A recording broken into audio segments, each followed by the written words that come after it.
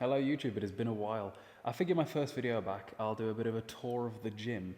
It could be something fun, and to be fair, it's gonna be a bit of troubleshooting because God knows how the audio is gonna sound, God knows if anything's gonna work. That's why I've come to the gym at like 1 o'clock in the morning because there's nobody here. There's nobody gonna get in the shot. I'm having to do the Sam Sulek thing where we've got the microphone on the cap because if it was on the shirt, it might like rub, or like make horrible noises.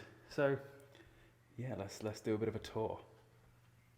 So typically you'd walk into the gym and turn the lights on yourself because very often there isn't anybody here, hopefully. You walk in, on your left is where all the dumbbells and things like that are kept. The dumbbells go from about 10 kilos up to about 50 on the far end. Bearing in mind these are some massive dumbbells, like there's the size of me like foot next to the 40 odds. And then you've got the baby dumbbells as well. A couple of benches, preacher and a spider curl bench. But that's not what you're here for, is it? I've always been the machine guy on TikTok, so let's go over the machine, shall we? So we'll go over what's just immediately in front of us. So we've got a cybex bin and then a decline ab bench. Now sometimes people sit on that, shit themselves when they fall to the floor, it's hilarious. Next up we got the Nautilus ab crunch, which I don't fit very well because it's a lot wider than me because of the elbow pads, so you kind of don't use them, but the shoulder handles are okay. Then we've got a Nautilus preacher curl.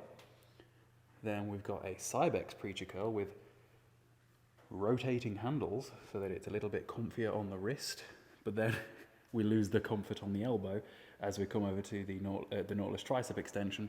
So typically you do this one-handed because it fits almost nobody doing both hands. Then we've got a treadmill, which to be fair almost nobody ever uses, but even that's Nautilus. And then I suppose we get into the more fun stuff. So we've got the cybex Smith machine. This is one that like gym owners will hunt down. It's known to be just the smoothest Smith. And sometimes I see people doing crazy shit on here. Like I think Sebum can like squat 10 plates aside on here, it's mental. And then this is one of the best things that's come to this gym in like a year and a half or so, a T-bar row. I made a video a while ago about how you've kind of got to travel like an hour in any direction from where I live to find a T-bar row. And now we've got one, so we can run the numbers up on there. Then we've got a really old, there we are, we've got a really old cable low row, which a little bit lower than I'd like it to be, like to the floor, but it's an old one. Then we've got a cybex lat pull down and all the attachments. In fact, let's go through the attachments, because what attachments does this gym not have?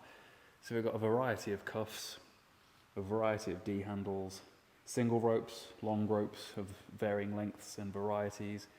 We've got the prime rotate handles, the angles 90 handles, the Vulcan long rope, and then various bars on the floor. We've got a few D handlebars as well. So we got these 3 D handlebars, these 2 D handlebars, and the Kaz handles.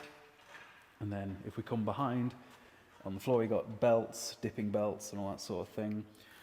All 3 sizes of gym pin, straps, hip thrust pads, just pretty much anything that you could need. When it comes to plates, the gym has got more than enough. In fact, I don't think I've ever seen anybody use as many as there are. There are those ones that are on the floor there that are 20 kilo, and then these ones that are 20 kilo. I always tend to use the ones with the handheld cutouts because it's comfier. Then we've got the world's scariest assisted pull-up because that is about 7 foot in the air. And just like a lot of assisted pull-ups, you can remove the assistance entirely and just use it as an actual pull-up station. And especially if you're doing like weighted dips and weighted pull-ups and things like that, being so high up and it makes such a racket, it's scary. And then there are some free weights. Not many people in this gym will use them, to be honest, because it's kind of just not the thing here, not that sort of gym. But in case you want to, there is a thick bar, there is a regular rogue bar. If it'll focus, it might not. There you go. And then we've got a trap bar. The trap bar and that thick bar, I think, have genuinely not been used in about 6 months. I don't think I've ever seen anyone use them. Then you've got a second power rack over here.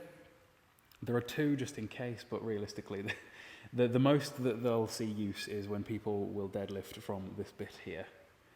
Then over here we've got the leg, or the hamstring corner, I guess, with the cybex seated hamstring, cybex lying hamstring curl, and the cybex seated hamstring curl. And some toilets. We should knock the toilets down, it'd make room for more machines. People can just, go piss on the floor. Then you got a cybex back extension, which is a nice one for glutes, ironically. Then we've got the back row. So we'll start off with one of my favourites, the cybex row, which we're up to a little bit over 2 plates on now. Then a cybex VR3 row. So this row, this one right here, is the new version of that one, but most of us prefer that one because it's versatility, whereas this one is a little bit less adjustable with less handles, things like that.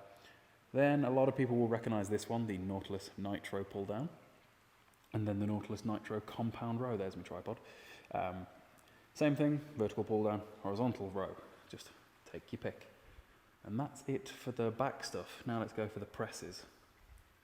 So, if we walk over here, we have a cybex Eagle incline press, and then a Nautilus Nitro shoulder press, and then a Nautilus Nitro chest press, which is out of order at the moment.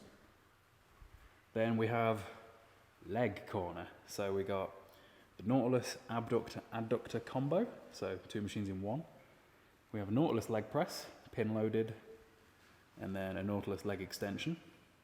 And then just past that, we've got the same machines again, but in the cybex brand instead. So we've got a cybex leg extension and a cybex pin loaded leg press.